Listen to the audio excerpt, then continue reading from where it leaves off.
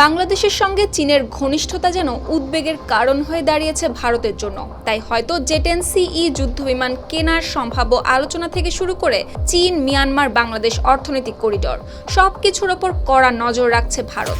এমনটাই জানিয়েছেন দেশটির পররাষ্ট্র মন্ত্রণালয়ের মুখপাত্র রণধীর জয়সওয়াল। বৃহস্পতিবার নয়াদিল্লির নিয়মিত মিডিয়া ব্রিফিংয়ে সাংবাদিকদের প্রশ্নের জবাবে তিনি বলেন, প্রতিবেশী দেশগুলোতে ঘটে যাওয়া প্রতিটি গুরুত্বপূর্ণ উন্নয়ন ও কৌশলগত কর্মকাণ্ড নিবিড়ভাবে পর্যবেক্ষণ করে ভারত। আর জাতীয় স্বার্থের প্রশ্নে পরিস্থিতি অনুযায়ী প্রয়োজনীয় পদক্ষেপ নিতেও প্রস্তুত রয়েছে নয়াদিল্লি। ফোটানোর ঝামেলা ছাড়াই নিরাপদ পানির জন্য ঘরে আনুন পিওরিট। কল করুন 16627।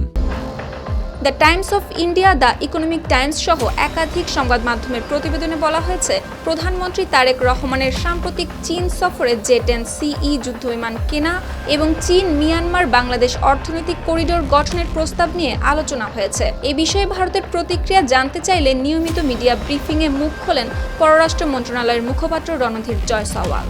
এ সময় তিস্তা নদীর উন্নয়ন প্রকল্প নিয়েও প্রশ্নের মুখে পড়েন ভারতের পররাষ্ট্র মন্ত্রণালয়ের মুখপাত্র।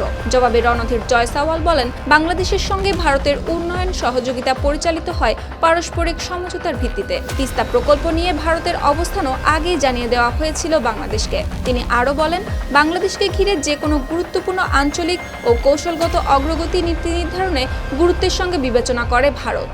অর্থাৎ সম্ভাব্য সামরিক সহযোগিতা হোক কিংবা নতুন অর্থনৈতিক করিডোর, চীনের সঙ্গে বাংলাদেশের প্রতিটি গুরুত্বপূর্ণ অগ্রগতির ওপর এখন কড়া নজর রাখছে ভারত। সুপ্তি রায়, RTV।